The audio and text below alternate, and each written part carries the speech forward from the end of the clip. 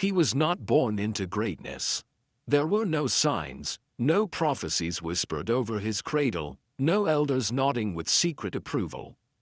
He was born into noise, too many mouths to feed, too many expectations pressing down, too many voices telling him who he would never become. In a crowded house on a crowded street, his thoughts were the only place that felt quiet. From an early age, he learned something others did not. Strength did not always shout. Power did not always push. While others fought to be seen, he observed. While others reacted, he thought. And in that thinking, slow and deliberate, something began to form. School was not kind to him. Teachers mistook his silence for weakness. Classmates mistook his restraint for fear. He was overlooked in group work, dismissed in arguments, chosen last when teams were formed. Yet every slight sharpened him. Every laugh at his expense became fuel. He did not burn outward. He burned inward, controlled, focused. When others studied to pass, he studied to understand. When others memorized answers, he questioned the questions themselves. His mind became a place of constant construction, ideas connecting, patterns revealing themselves, truths emerging where chaos once lived. He realized that most people were ruled by impulse, by emotion, by the need for approval. He was not. There came a moment, quiet and unannounced, when he understood the advantage he possessed. 1,000 people could share one belief without questioning it. One mind could dismantle it entirely. A crowd could be loud and still be wrong. A single thinker, if disciplined, could change the direction of everything. Life tested him soon after. A crisis struck his community, one that demanded quick action. Fear spread faster than facts. Meetings were called, arguments exploded, and decisions were made based on panic. Everyone talked, no one listened. The room was full of voices but empty of clarity. He sat in the corner, silent as always. When the plan failed, and it failed badly, fingers pointed everywhere. That was when he stood. His voice was calm, almost unsettling in its steadiness. He did not accuse. He did not insult. He simply laid out what everyone had missed. The flawed assumptions, the ignored variables, the emotional reactions that replaced logic.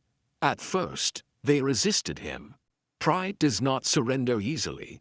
But truth has weight. Slowly, resistance softened into attention. Attention turned into silence. And silence, at last, made space for understanding. They followed his plan. It worked, not because he was louder, not because he forced them, but because his mind had done what 1,000 distracted minds could not: see clearly. Word spread, not dramatically, but persistently. People began to seek him out, not for comfort, but for answers, not for reassurance, but for direction. He never claimed leadership, yet leadership found him. He never demanded authority, yet authority followed his reasoning. Still, the greatest battle was not outside. It was within. There were nights when doubt crept in, when exhaustion whispered that he was alone, that thinking so deeply came at a cost. He saw how easily others laughed, how freely they lived without the burden of constant awareness. There were moments when he wondered if ignorance truly was bliss. But then he would remember the chaos he had witnessed, the damage done by unexamined beliefs, the lives altered by careless decisions. And he understood his role. A sharp mind is not a gift for comfort. It is a responsibility. As years passed, challenges grew more complex. The problems were no longer local. They were systemic, cultural, deeply rooted in tradition and fear. Thousands resisted change simply because it was unfamiliar. They clung to old ideas, not because they worked, but because they were comfortable. Again, he stood alone. Again, he thought. He studied history, understanding that progress had never been democratic. It had always begun with individuals willing to endure isolation. He saw that every major shift, scientific, moral, social, started with one mind brave enough to disagree with the majority. And so he did. He spoke against accepted norms. He questioned long-held practices. He exposed contradictions others preferred not to see. Predictably, resistance came, criticism, mockery, attempts to silence him. It would have broken someone driven by ego.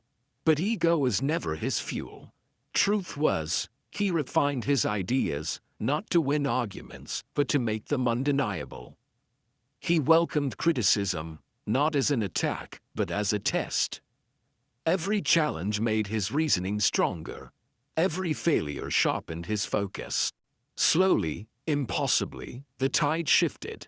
People began repeating his ideas without realizing where they came from.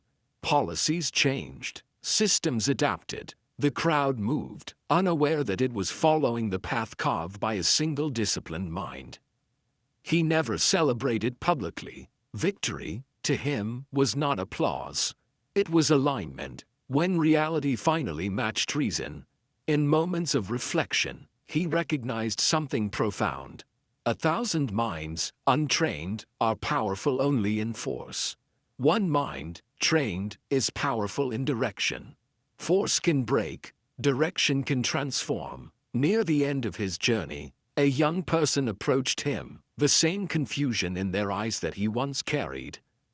They asked how he had managed to stand alone for so long.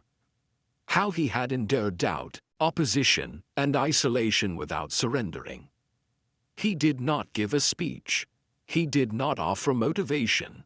He said this: most people outsource their thinking. If you don't, you will always feel alone. But that loneliness is the price of clarity. Pay it. The young person nodded, not fully understanding yet. But seeds do not need understanding to grow. When he was gone, there were no statues built in his honor. No holidays named after him. But his influence remained, embedded in systems, echoed in ideas, alive in every person who chose to think instead of follow. And that was enough, because history is not moved by crowds. It is moved by minds.